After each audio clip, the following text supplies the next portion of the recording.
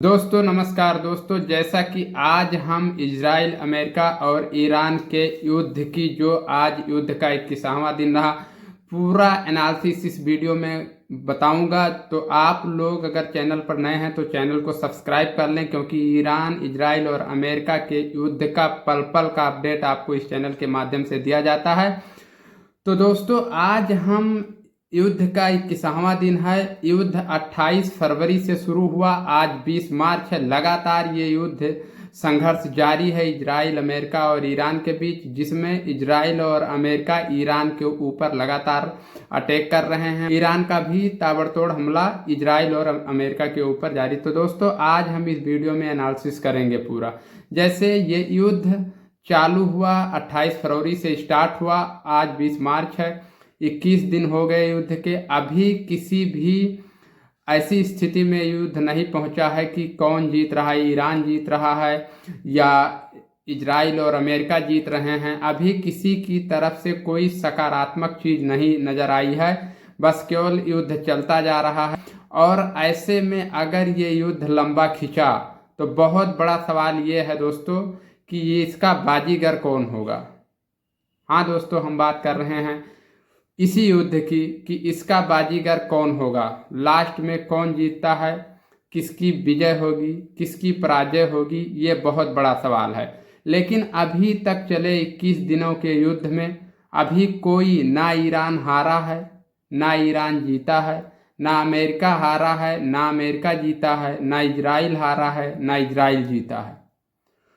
तो दोस्तों ये युद्ध लगातार संघर्ष जारी है, जिसमें से अभी बहुत जो बड़े देश हैं, जैसे आपका चीन है, फ्रांस है, रूस है, ब्रिटेन है, इटली, ऑस्ट्रेलिया, जापान, ये देश ऐसे हैं जो अभी साइलेंट मोड पर हैं।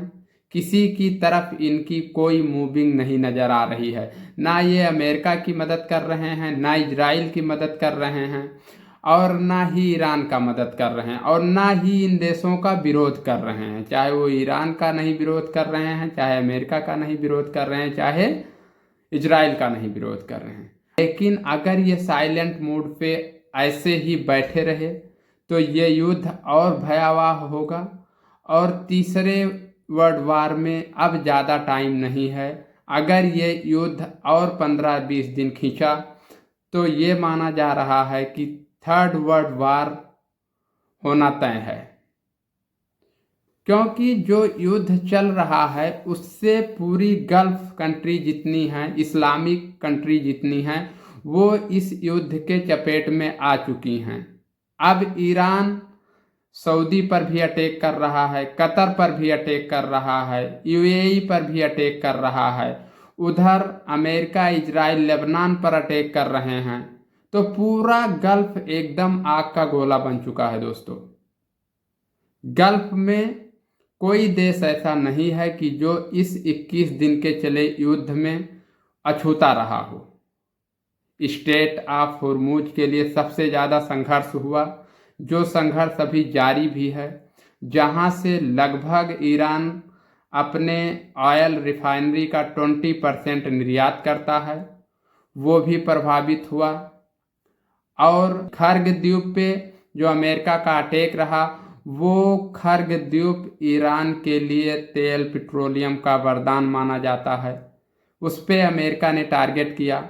तो ये युद्ध का भी कोई निष्कर्ष नहीं है, किसी प्रकार की कोई सकारात्मक बातचीत नहीं है।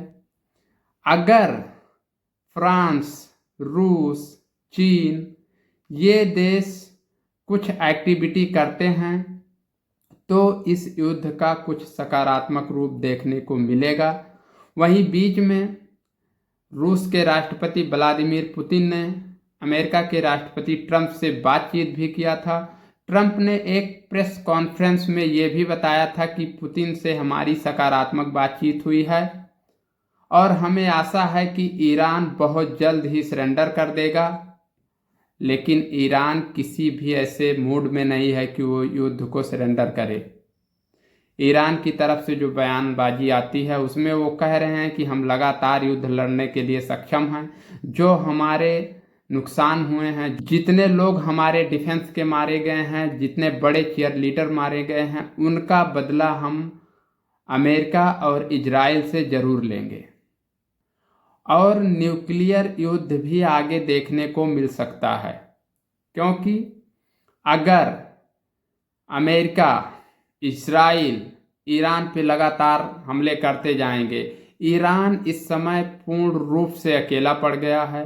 उसके अपने पड़ोसी देश भी उसका साथ नहीं दे रहे हैं, जिसमें से वो लगातार अपने पड़ोसी देशों पर ही अटैक कर रहा है। वो पड़ोसी देशों को इसलिए ईरान टारगेट कर रहा है कि जिसने अमेरिका और इजराइल को पनाह दिया है, जिस देश में अमेरिका और इजराइल का एयरबेस है, उस एयरबेस को भी वो उड़ा रहे हैं और उस देश पर हमला भी कर रहे हैं, जिससे कि अमेरिका और इजराइल का मनोबल टूटे। मनोबल उनका तब टूटेगा जब उनके एयरबेस दूसरे देशों से उड़ाए जाएंगे, उनके मिलिट्री वहाँ से मारे जाएंगे, वहाँ से भगाए जाएंगे। तो ईरान की जो मंशा है वो ये है कि अपने पड़ोस के देश में इनके एयरबेस हैं, उनको सबसे पहले टारगेट किया जाए। तो दोस्तों, ये पूरा ऑल ओवर जो 21 दिन अभी युद्ध चला है, इसमें से ईरान बिल्कुल भी घुटने नहीं टेका है। अमेरिका और इजराइल वैसे भी पीछे हटने को तैयार नहीं है। ट्रंप के 21 दिन के युद्ध में कम से कम 15 बयान ऐसे आए होंगे जो अलग अलग रूप में आए हैं। कभी ट्रंप कह रहे हैं कि हम सीज फायर की तरफ देख रहे हैं, कभी ट्रंप कह रहे हैं कि हमारी पुतिन से सकारात्मक बातचीत हुई है, कभी ट्रंप कह रहे हैं कि ईरान अब सीज फायर करने वाला है। तो जितने दिन युद्ध के हुए हैं उसका 50% तो ट्रंप का बयान बदल बदल के आया है दोस्तों।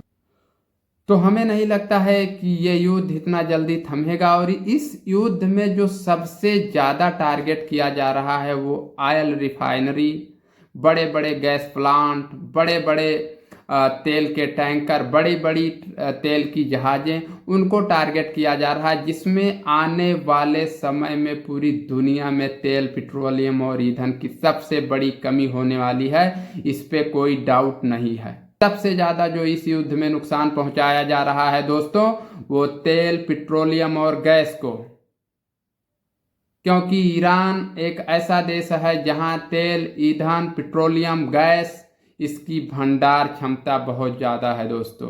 अगर ईरान को टारगेट लगातार करते रहे, ईरान के खर्ग द्वीप पर जो हमला हुआ, या ईरान भी अब लगातार इजराइल और अमेरिका के तेल, पेट्रोलियम, ईंधन, गैस पे अटैक कर रहा है, तो पूरी दुनिया से गैस, तेल, पेट्रोलियम पर एक खतरा बन जाएगा, जिससे आने वाले भविष्य में बहुत बड़ी मुसीबत की तरफ दुनिया जा रही है और बारूद के ढेर पर बैठी है।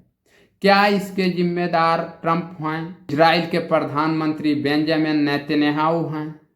और ये युद्ध बहुत लंबा खींचेगा, इसमें बहुत कैजुअल्टी होने वाली है और सभी देशों के लिए ये युद्ध एक टेंशन बन गया है। दोस्तों, हम किसी प्रकार का वीडियो अपने चैनल पे, किसी प्रकार का फोटो नहीं डालते हैं, झूठी तस्वीरें नहीं डालते हैं, झूठे वीडियो नहीं दिखाते हैं, हम जो फैक्ट होता है उसको बताते हैं। तो दोस्तों, आप मेरे चैनल को सब्सक्राइब जरूर कर लें, बेल आइकन प्रेस कर लें, कोई नया अपडेट, कोई नया वीडियो हो तो उसका नोटिफिकेशन दोस्तों आपको जरूर मिल जाए, क्योंकि हम केवल काम की बात करते हैं। जय हिंद, वंदे मातरम।